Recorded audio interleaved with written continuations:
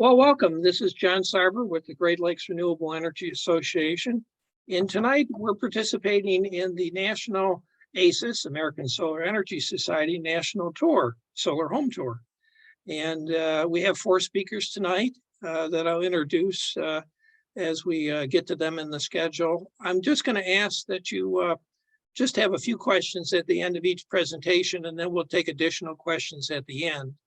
And I of course, would like to thank our sponsors, the State Department of Environment, Great Lakes and Energy, Homeland Solar, McNaught and McKay, Iron Ridge Racking, and Harvest Solar. And so with no further ado, let me introduce our first speaker, Mark Cleavy, who's Vice President of GLREA, and actually is going to talk tonight about 2 solar homes. He's going to talk about his solar home in Ann Arbor and the one in Harbor Springs, and he's using different approaches for them, going 100% renewable energy, clean energy. So Mark, you have the floor. Thank you very much. Welcome everyone. It's a pleasure to be able to talk to you tonight about some changes that have happened with utilities in the last year and why that allows all of us who have solar systems to go to 100% solar without paying anything extra. I have 2 solar homes. I'm going to talk briefly about both of them.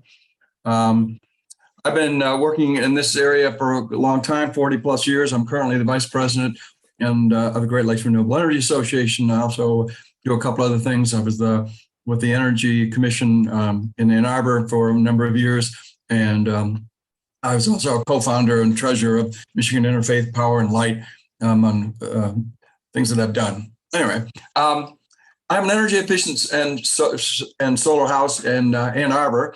It was built in 1955. It's 2-story. It was 3 bedrooms, 3 bathrooms, and it is a joint energy efficient certification I have gotten from Pearl.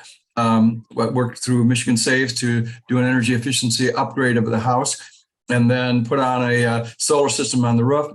And in the last year, I topped that solar system off by buying into DTE's MiGreen Power program because they no longer charge a premium for renewable energy. So it's at parity with Braun power.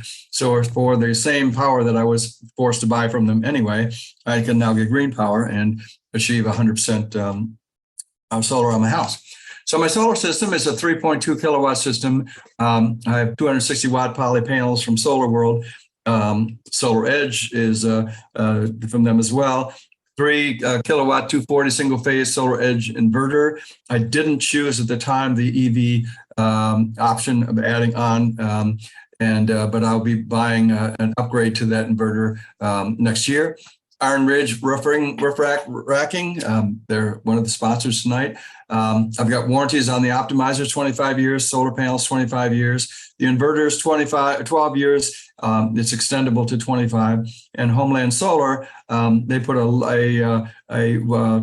lifetime warranty on labor and materials. I've had one of my inverters or microinverters and one of the panels go out. Homeland Solar notified me before I even noticed it, and they were out and fixed it. The energy efficiency upgrade was $20,000. As I said, the monthly payments are equal to the energy savings. The solar was $9,000 or $2.06 a watt installed from Homeland Solar. Got a federal credit of $2,760 with a return on investment of a 15-year plus or minus payback. I had to take the city of Ann Arbor to the solar tax tribunal to get the property tax raised on my system taken away, which raised my payback to 35 years, but I was successful in doing that. The output today, basically, we've got a fair amount of power. I've got it goes with the weather, but so far I've had a $3,000+ payback and 0 problems to date. Our solar output to date is 20.42 megawatt hours. The DTE MiGreen Power program has now charges no premium for renewable energy as of this year. They used to charge higher for renewable. Now they charge the same. So my DTE bill for July 2020, when it was 95 degrees in Ann Arbor, was $42. The city, what I'm going to do next, as soon as the city of Ann Arbor puts the sustainable energy utility to bed, which will operate in parallel to DTE, no longer be limited to the amount of green energy that I can put on my house. It's not limited by the power that I use anymore, which is what DTE does. So Ann Arbor will pay for you and loan you money, and they'll buy energy at more than competitive prices and rates. For anything that anybody can do. So I can basically double my system now. I've got another roof equal to the area that I use, and then double the size of that, and basically sell probably a third of that power to the city, who will turn around and sell it to other members within the sustainable energy utility. They are currently going through the feasibility analysis, and will be making the final judgment in June of 2023 on the sustainable energy utility. I bought a house a couple of years ago, just before the pandemic, up in Harbor Springs as a second home. It was built in 1926. It was originally heated with wood. It was an interesting energy efficiency process to take that old house and bring it up to better energy efficiency. But we did it. We did a pretty good job. Still not as good as it could be, but it is an old house. So it's, those of you with old houses, you know what I'm talking about. But the good news is that I was able to buy 100% solar through the city of Harbor Springs. They're a municipal utility, and they have a voluntary green pricing program. And if you buy 100%, they remove other things from your bill, which means that I'm basically paying at parity. So I'm buying green power for the same price that I would be buying brown power from them. And so I'm able to get 100% from them as well. Highest bill I've had so far in the 5 years that there was a $76 bill when we were up there for 3 months skiing. So otherwise, it just cranks along. We don't use a lot of power in this house. So in summary, you and I have bought and paid for our electric utility power plants, and we will be paying them for the rest of our lives. We will be paying for their brown power purchases for the rest of our lives. You can purchase their green power now from the same price as their clean energy, or in other words, their fugitive methane spewing fracked gas and coal, which they call clean energy, and of course have convinced some of our legislators and public servants to start using those terms as well. We should make sure that we correct them whenever the chance comes. It ain't clean, and DTE and consumers only sell clean energy when they're selling solar, wind, or geothermal. So you can top off your solar system with renewable energy from your investor-owned utility that you have invested your life in, and achieve 100% solar for basically the same price that you're paying for brown power now. You're going to buy power from them anyway, so you might as well get it for green. And when you do, you get to be 100% solar. So that's what I'm doing, and it's been fun. Any questions, John? Yeah, sure. Why don't you stop the screen sharing and we'll take a few questions. Okay, sounds good. Oops, how did I do that? Stop. Well, oh, there it is. There it is. That's the top. They moved it. Yeah, if somebody has a question, just use the reaction button to raise your hand, or just unmute and raise your hand. We have time for a few questions before we move on to the next speaker. Todd, go ahead. Do you have any gas utilities then, or have you just converted all of you said, I think you said you had a heat pump in the one house, but are all your stoves and other things also electric then? Yeah, I'm all electric, yes. Okay. Lee, go ahead. What's your question? Your price of $2.06 per watt. Yes. Was a pretty attractive price. Are there some things about your house that made your house an easy install? Yeah, actually, it wasn't easy to install. They were able to put solar on top of a dormer that I have, so I've got 5 panels up there, and then the other ones that are on my roof is basically almost a perfect 45-degree angle roof. So I get really good output year round. Be great if it was 15% and just aimed directly at the sun for the summer, but I don't have any shading on that roof at all, except in the early morning for about an hour. And the rest of the day, I get really good coverage. And we get, surprisingly, I've got a picture of my solar system that was taken when I was in the middle of a snowstorm. And there was enough light and to keep warm it up enough to keep the snow off the panels even then. So it was a very good site. The Solar World panels that I used were a new product that they were releasing at the time, and they wanted to use, so I was able to do that as well. Yeah, it was a good price. It was an easy installation. Yes. Jonathan, go ahead. Hey, Mark, thanks. I'm interested in knowing your heat pump. I imagine it's an air source heat pump. And, No, I don't have a heat pump. Oh, it's you just said you also. don't. Right. Okay, never mind. I was just wondering if Yeah. air source is enough in this climate. Well, the answer to that is an air source heat pump is enough in this climate. Yes. So there's people at GLREA that can help you figure that out. But yes, air source heat pump is more than adequate for Ann Arbor. How about Harbor Springs? I haven't looked into Harbor Springs. I got more room in Harbor Springs, so I've got several acres there, and I have been looking into heat pump groundwater heat pumps. So we got really good water flow in Harbor Springs. That's why they call it a spring. So it's you got a constant movement of water, and I think at some point I may do that. Thank you. But I guess there's a great deal with these guys on the solar. It's hard to see why I need to do that. Harbor Springs is a municipal utility. They're going 100% solar themselves. They formed a coalition with Petoskey, Charlevoix, and Traverse City, and they're talking about a regional authority in renewables. Not only will they be able to meet 100% of their electrical needs for those 4 counties, but they'll be able to sell it and export it outside of the region because they're municipal utilities and they can do that. So they can sell it to other municipals or consumers if consumers gets around to being smart about buying distributed power. Go ahead, Dale. Thanks, Mark. I just wonder if you could shed any light on this DTE program. I understand them charging more, but why don't they just give that to everybody? Why do you have to sign up for it? Is it just a marketing thing, or? Well, it would, when you sign up for the MiGreen Power, you get all the power that you get it comes from their renewable energy. So it's like buying credits. So it's only that. They used to charge a premium for it.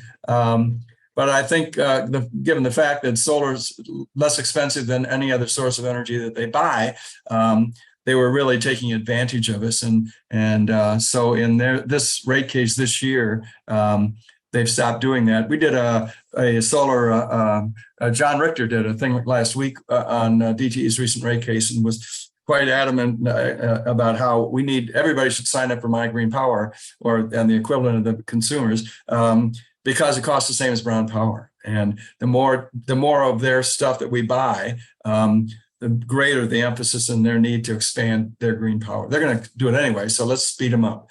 Okay. And I think showing them that it's possible to commingle centralized renewable energy and distributed energy, it's our job to educate them because they're so caught up in this idea that you only can make energy if you burn something, burn stuff and cut down trees and dig big holes and burn. And we're telling them and showing them actually, those of us who have, both of them that, they don't need to do this. They can actually generate a reasonable profit by, actually treating their customers with the same respect that they treat their offshore stockholders. And John, you've got the last comment. Yeah, if I could just add to that answer, Please, basically. So the green power from DTE is now the same price as the standard power within pennies on the month. My bill actually went down by 5 cents when I signed up for it. This is a temporary condition. It's driven by the very high price of natural gas and the fact that there were insufficient bids for the capacity market last year. So come June 1st of next year, it will get adjusted again. It'll probably go back to being a positive premium.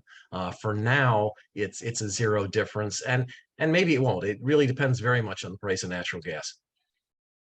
Thank you, Thanks. John. And we're going to move on to Jonathan Rich, who's going to talk about his Macomb Township house.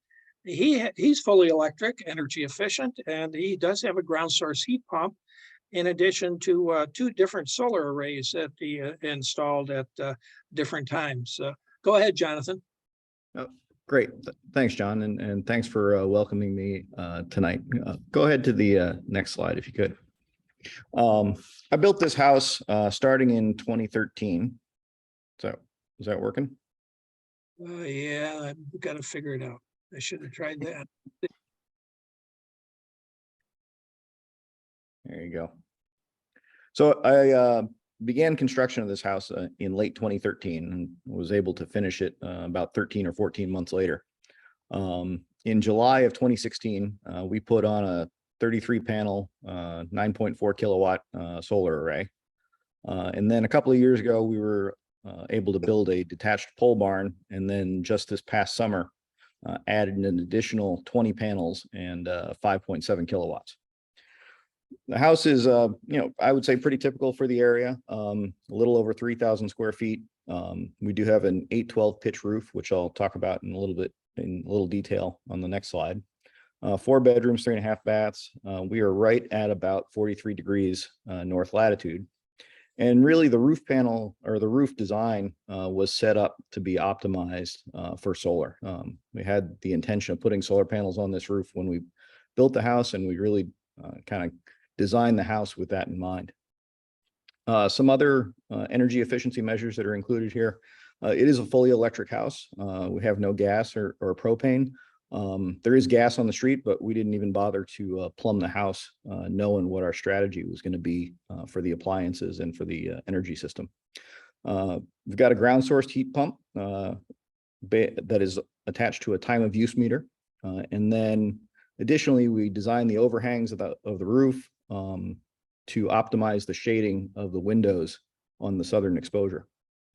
Additionally, it's a double stud wall construction. So our walls are about 12 inches thick, and we use high density cellulose within the walls for insulation. Gives us about an R38. And then originally put in enough insulation to get us to about R60. I think I've had some settling in the last few years. So on my list of things to do is bring some additional insulation back into the attic. And then just to continue, as we were specifying the windows for the various rooms around the house, selected the solar heat gain coefficient of those windows by their orientation. This slide actually kind of captures that design of the roof overhangs. Both of these pictures were taken fairly close to the summer solstice, right around solar noon. And if you notice, the shadow of the roof comes right up to the bottom of the windows. But we're not getting any additional sun into the living space of the house in the summer. And then there in the lower right, using the PV Watts application that's available on the internet, I just put together a number of data points to demonstrate where or how we selected the roof pitch. I think there's a perception that the ideal roof pitch for your solar system is equal to your latitude, but I think that gives up quite a bit of energy during the summer months when you've got can take advantage of the longer days. So go ahead to the next slide. So just some details on the solar system itself. It's the original array was put together in 2016.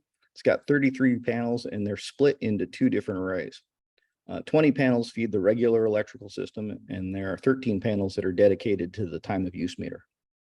When we added the additional 20 panels this past summer, basically added 10 panels to each of those systems. And we were able to do that just by expanding the panels that were connected to the existing inverters. Head to the next slide. This is basically the power that we've been able to generate since the solar system was installed. Pretty consistent. I think we're putting out about, I think it's 12 megawatts a year. You can see the seasonal variation pretty consistently. And then of note is when we turned on the new array in August, you see we did jump up quite a bit. So go ahead to the next slide. This is what our total or what our monthly energy cost has been since we've installed the solar system. We did have a bit of an issue with our ground source heat pump in February of 2019, and you can see where that spike bringing that particular month's bill up pretty high. But generally, very happy, I think, with the level that we were able to bring our electric bill down to. And really, that's representative of our total energy bill because we have no other energy source for the house.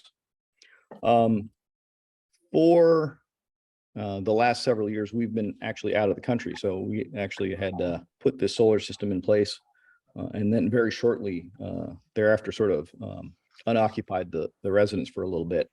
And so I look back at that initial 12 months that we had the solar system in place. And more or less, we balanced out fairly well on the regular electric meter. We were net positive for 9 of the 12 months. The winter months, we were drawing more power than we were generating. But through those 12-month period, we only used a total of 280 kilowatt hours from the grid. And then again, since we were out of the country for so long, you can see that we were pretty much net positive through that entire time on the regular electric meter. And as a result, we've built up a pretty hefty amount of net metering credit with DTE. I guess one thing of note is even though we were out of the country, we kept the home heated and cooled while we were away. And so the sort of costs and energy usage figures that we have on the net metering meters more relevant or more representative of what we're going to see on an ongoing basis. One note about having a solar system on the net metering on the time of use meter, you can only generate net metering credits in the same sort of billing category that you use them in. The result here is I make a lot more power from that 13 panel system in the summer on peak billing category, way more than enough to offset our costs. When you get to the winter on and off peak and the summer off peak categories, don't generate nearly as much power and actually end up being drawing from the grid in those ranges and not able to take advantage of some credits. But again, overall, pretty happy. Our total energy bill for heating comes in at about $600 for the year. And then just one last set of slides or graphs here, rather. Can somebody mute Janet Wolf, please? Yeah. Just a couple more graphs relative to our net energy status. You can see here from an energy basis, we've got net positive months and net negative months. And then on the lower chart, I basically have calculated a 12-month moving average relative to our net energy status. We reoccupied the house in May of this year. And so far we're still in a net positive range. I think with the new solar panels that we added in July, we're going to be net positive going forward. At least this year. So what we've got planned for the future is we've added a pool as well as a couple of EV chargers. The pool has a heat pump heater attached to it, and again, no propane or no natural gas.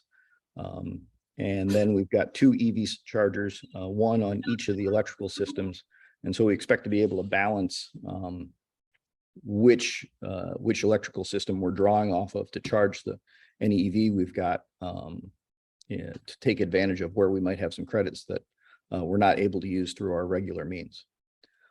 And then the last thing is we've looked at adding a battery. Don't know whether or not we'll actually execute that here in the near term.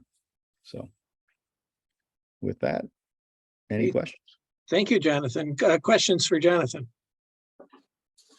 Was very interesting. Yeah, you got a lot going there.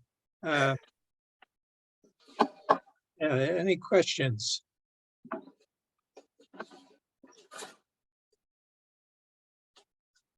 Well, this is Go going ahead. back to Jonathan Overpeck's question about the air source heat pump. Has that been sufficient So for in the winter? mine is a ground source heat pump. I'm sorry. And it has been sufficient. I would say, and I've got a horizontal ground loop that kind of uses about, I want to say about a half acre of land space. And I would say that we do get a couple of, when we get into the coldest part of the winter, and toward the end of the winter season, get a couple of times when I've seen a couple of freeze warnings come in on the system, but other than that, is able to keep the house quite comfortable with really no other issues. Ken, go ahead. I got two quick questions. Really nice job, Jonathan. I was very impressed. One is on your ground-based heat pump. How much energy does that require for you monthly or daily in, say, a January, February timeframe? I'd have to go back and look. I did do a cost analysis, and I think from a heating perspective, actually, okay, I actually have that.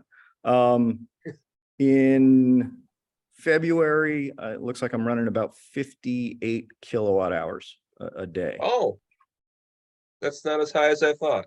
No, That's it's great. I mean, a lot of that has to do with the house just being generally really quite efficient on top. Yeah, that's impressive. Owning a 1922 house a few years back, and now in a little bit more modern, I don't have 12-inch.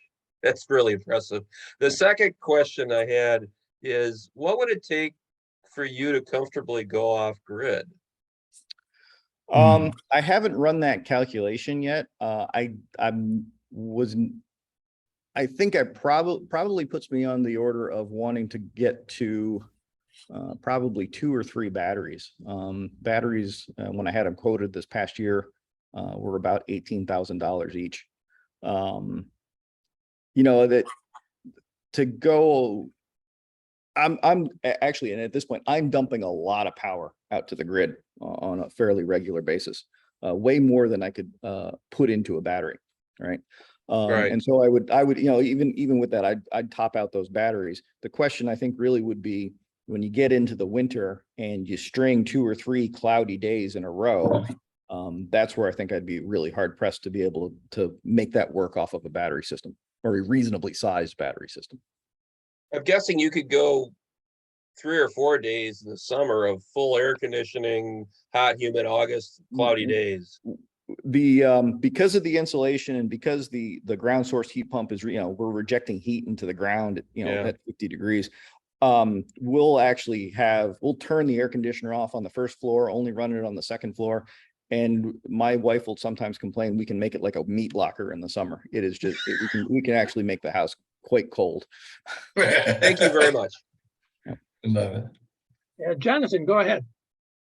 You can tell I like talking about heat pumps. I'm wondering how large could you describe your ground array?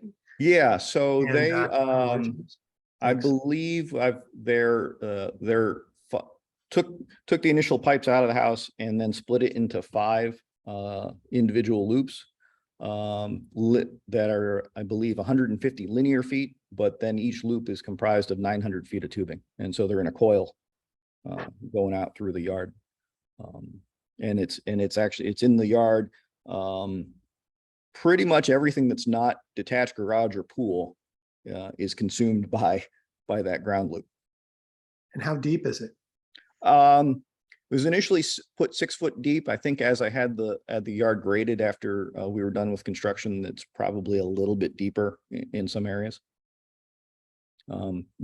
Additional depth would not be a bad thing.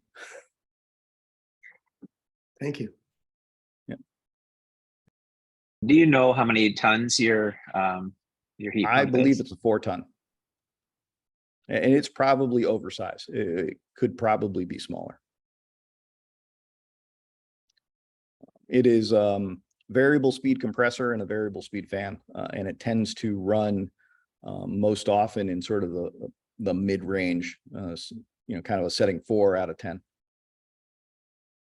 Anna, go ahead. Hi, thank you. Great presentation. I wonder, how's the contract with the electricity company?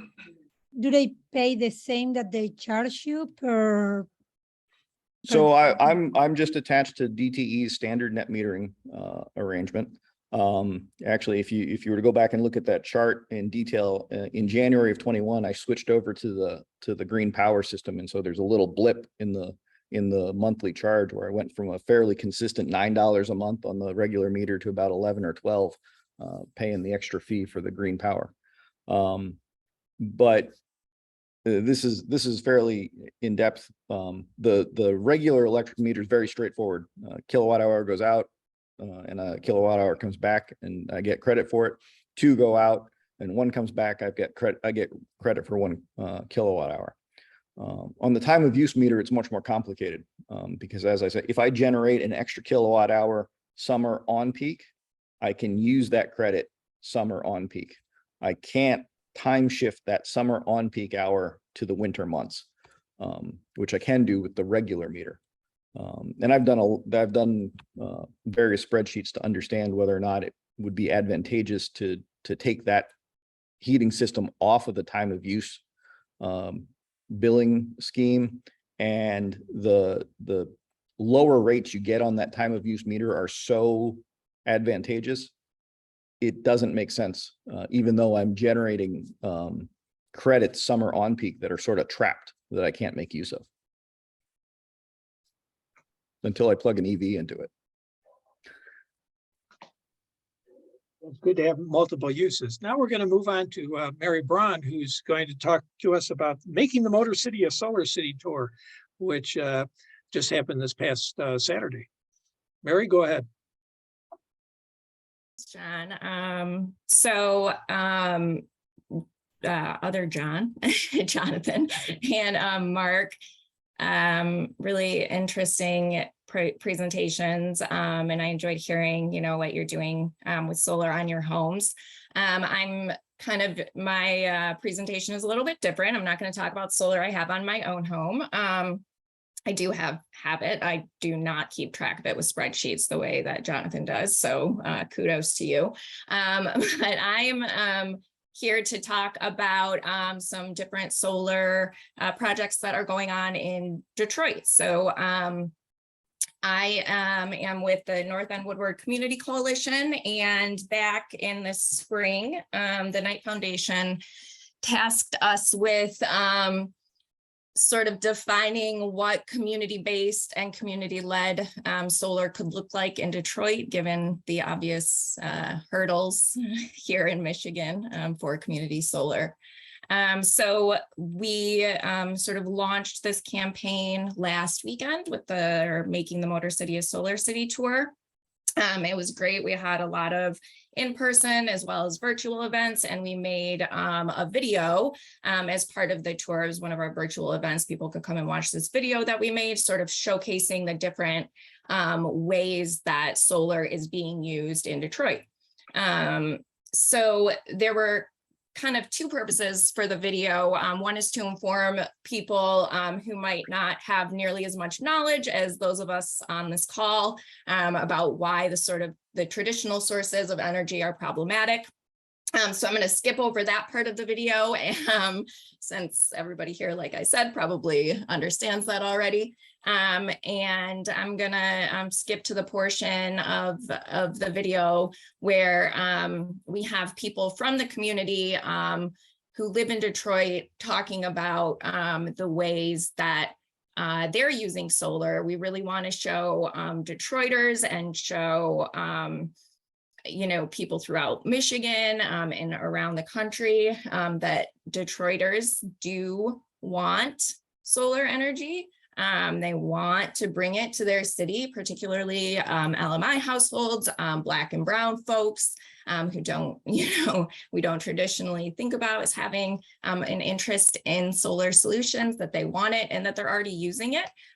So that hopefully we can kind of get more people in Detroit, particularly from those target demographics, to adopt solar solutions as well. So again, I'm going to play this video. It's about 7 minutes. And like I said, it's mostly just people from the community talking about the different solar projects that are going on in the community. So let me share my screen.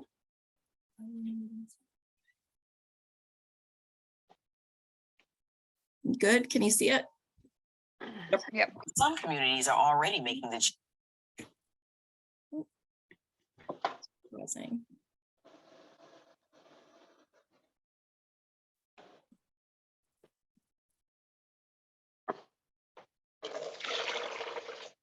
change to sustainable energy.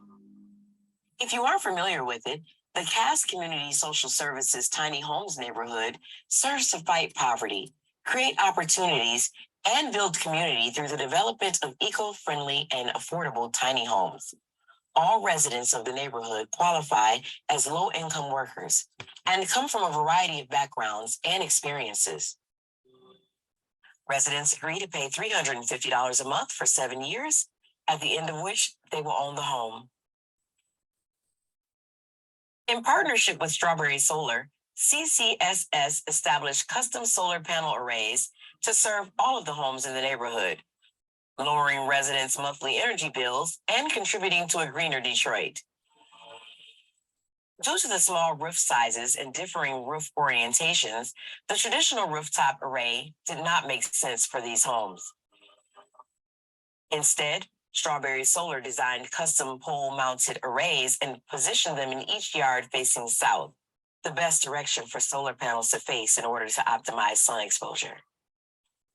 The addition of solar to these properties makes the average value for one of these tiny homes $40,000 to $50,000, a 36 to 69% increase over what they will have paid.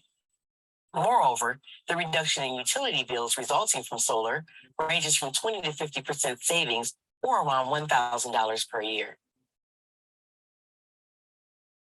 To get solar installed into your home, first we need to look at the house from the satellite view to get an idea what the roof structure is so that we can see where we can fit solar panels on the house. And then we look at the homeowner's electric bill, their electric use history, because we want to install enough solar to run the house, but not too much, obviously. And their electric bills will really help guide that process. So we're able to use those two things to develop some initial quotes and design concepts for the home.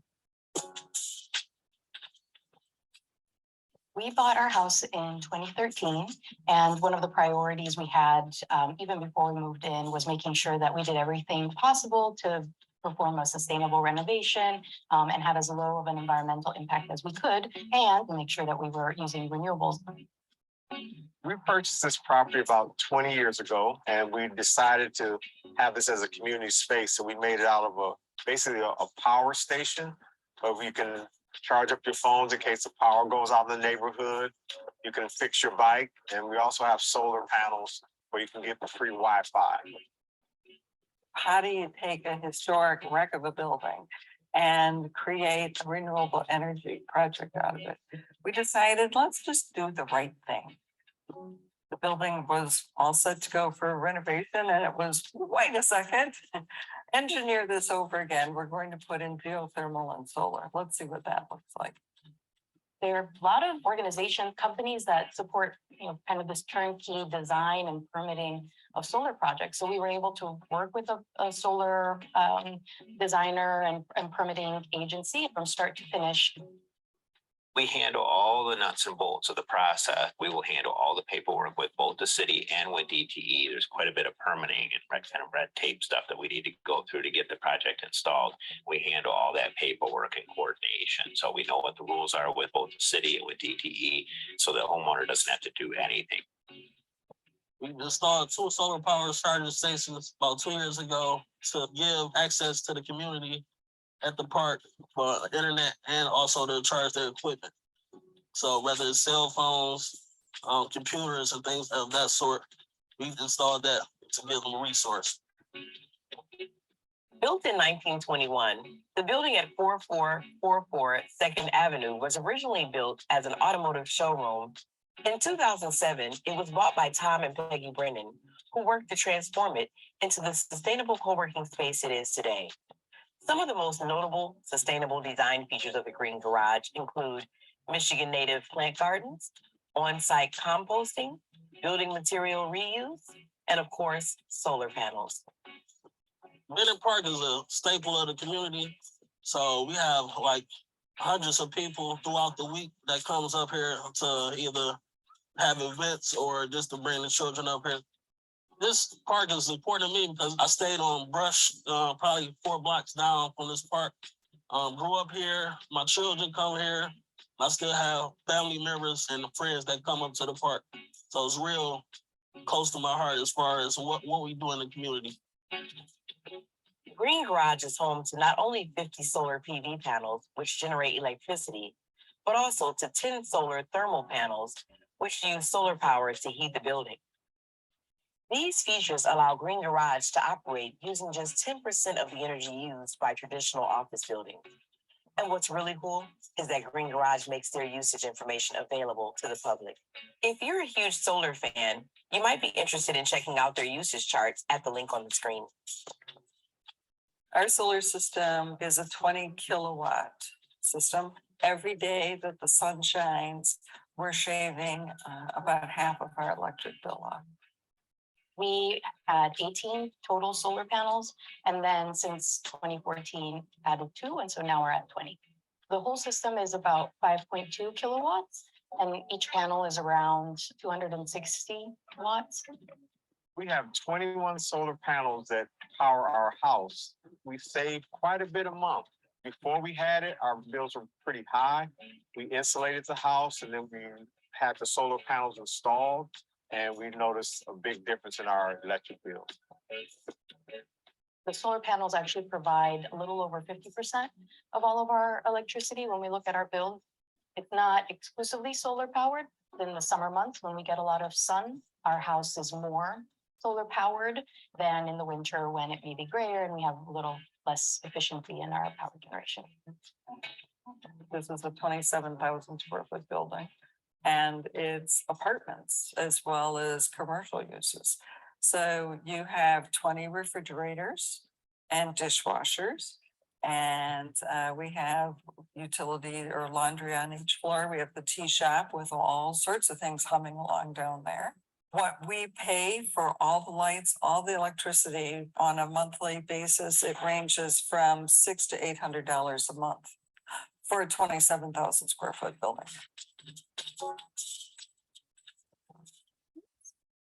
Okay, so I'm gonna stop there. Well, that's a nice mix of applications there in the video.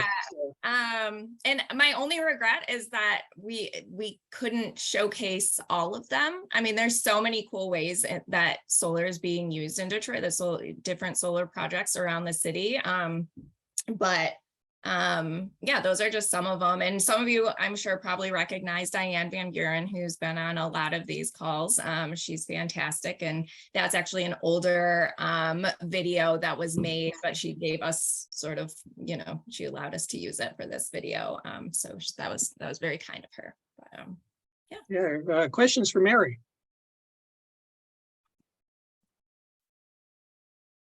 Yeah. Well, then, okay, good. Mark, go ahead.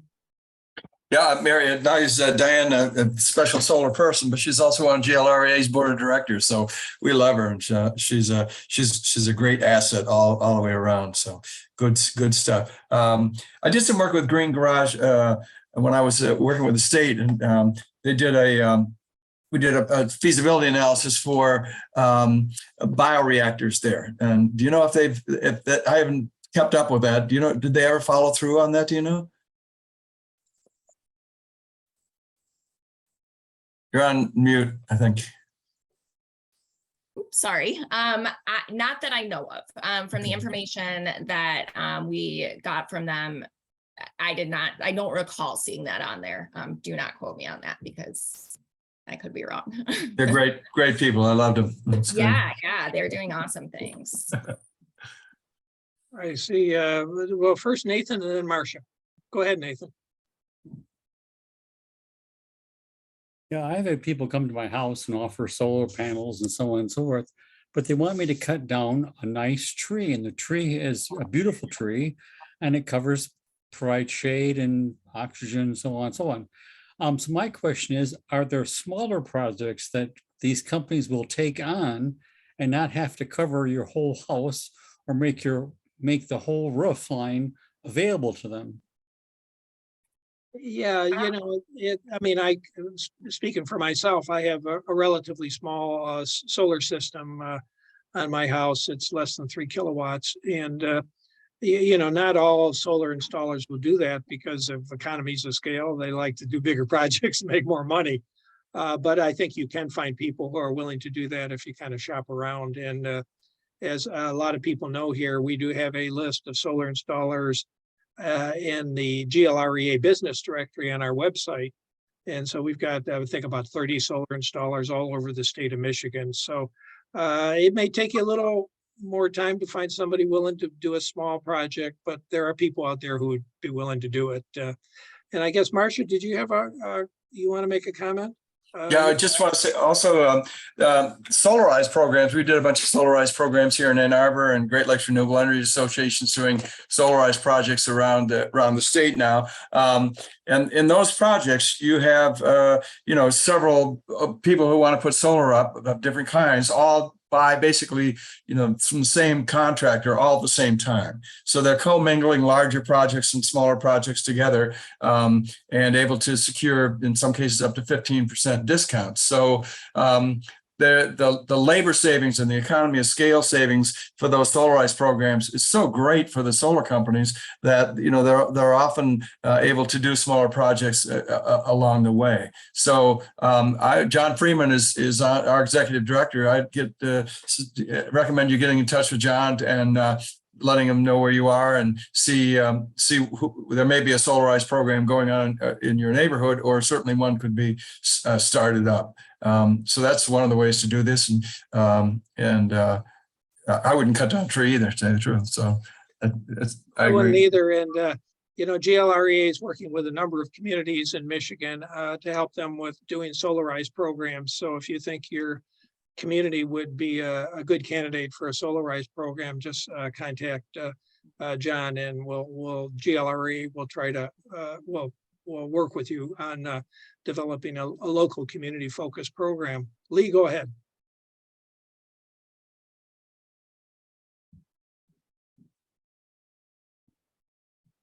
I would like the other thing he might consider is finding a more creative installer. Ground mount. He might have a space on his property that a ground mount would work, or maybe the east and west side of his house would give him a more spread on his time of day production. Yeah, no, good points. So Marcia, go ahead. Yeah, I do have a question. Thank you, Mary. I thought that was fascinating, and I think it's a very important program. I wonder if, considering climate change issues, you have looked at or started thinking about how to install EV chargers in those areas of town that you're looking in Detroit, particularly in the North End apartment buildings.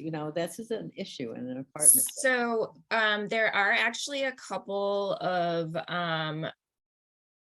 companies that are led by women, Black women, that are really looking at just that, deploying EV stations throughout the city. One is Carla Walker Miller, and the other, oh gosh, her name is escaping me, of course.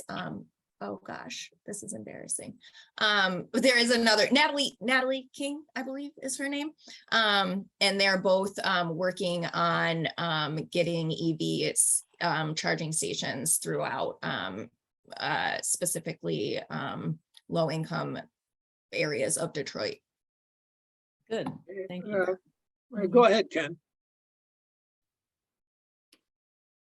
I just wanted to follow up a comment for Nathan. At my house, we now have 33 panels on, and we've had a very good solar experience. Started March this year. It's heavily gabled roof, and it's just not ideal for solar. I don't have a lot of southern front at all, but I found I heard a comment earlier, a more creative group that looked at our surface, they looked at our angles, and they came back with a couple different proposals. We get most of our solar generation actually on the west side of our house, the way we're situated.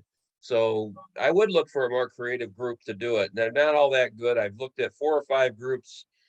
3 of them really had me worried. This last group really worked out. So there's a lot of different ways to do it. I wouldn't just stick with one group. I'd talk to many.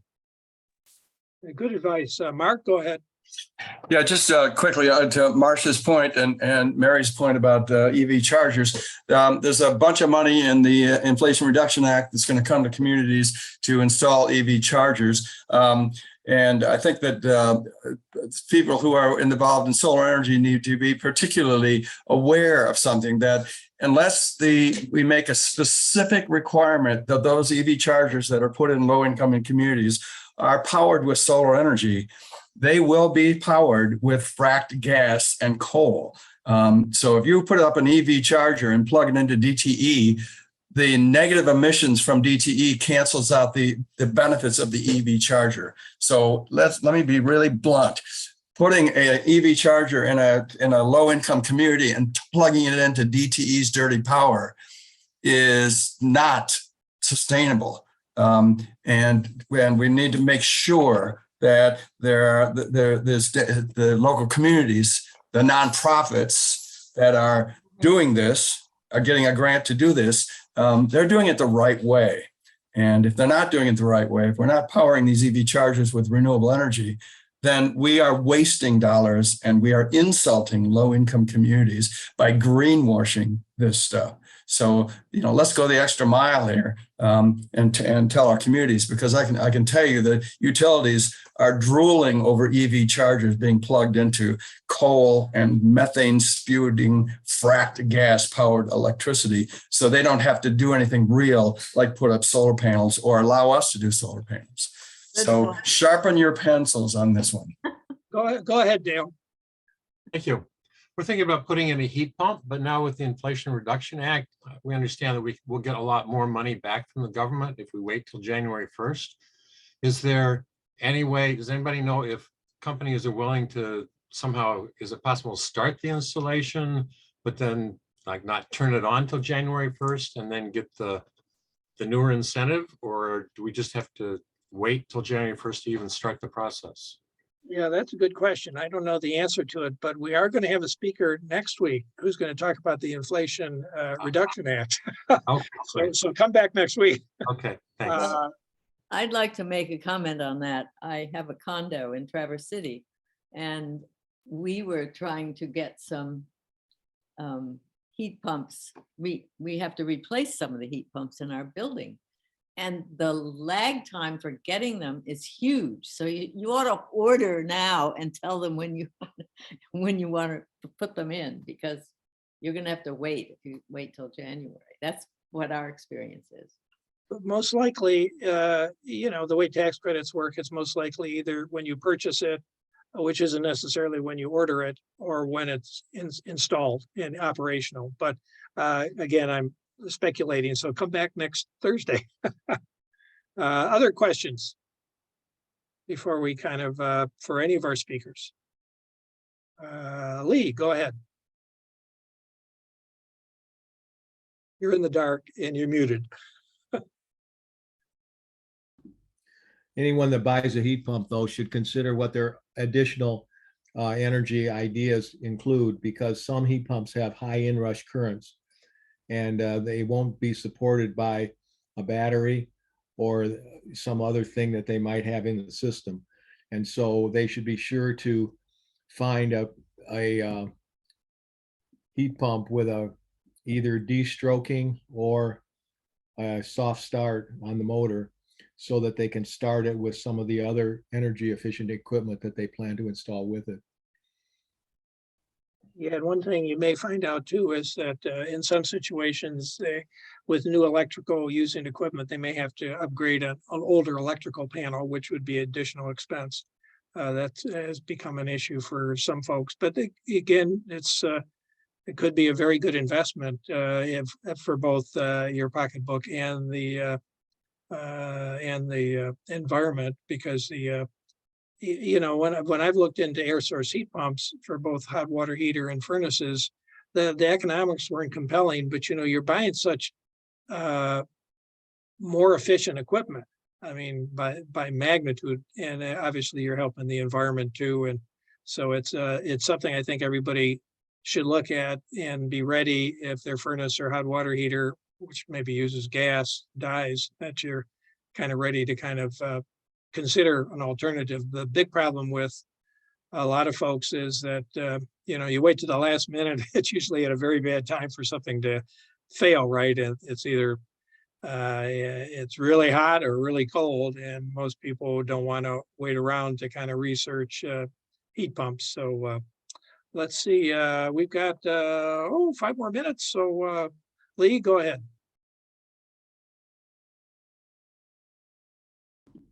I forgot to lower my hand. Okay, Dale, go ahead. Unmute here. Thanks. Question for Jonathan Rich. You mentioned R38 somewhere, and then I think you said R60 somewhere. Could you clarify? Yeah, the walls are about 12 inches thick, and they're double stud construction. So they're a 2x4 out by the sheathing, and then I got about a 3 to 4 inch gap, and then a second 2x4 wall built on the inside. Okay. And so basically we do dense packed cellulose for that entire cavity. And by doing the double stud and having the air gap between them, I don't get a conduction path through the wood structure. And that gets to, you average out studs versus not studs across the length of the wall, and it gets to about an R38. Oh, okay. And then in the attic, it's just about 24 inches of cellulose, gets you to about an R60. Okay, that's great, because we've been hesitating adding insulation, so we just don't like the idea of foam. And I considered, a spray foam insulation design with additional items, but when I was going through the entire plan around the house, what I was going to do for air sealing, what I was going to do for insulation, and then how I was going to work with my contractors to put it together, I kind of fell on the side of simplicity, as well as trying to keep it as conventional as possible to make it as easy to go together as I could. Thanks. Go ahead, Ken. Well, back to Jonathan, Rich. Very interesting. So you have like a double hulled house. Yes. I'd never heard that before. That's really neat. Can you give me a percentage increase in construction costs by doing that double framing? I want to say, to be honest, I never totaled it because I'm a little afraid of how big a number it is.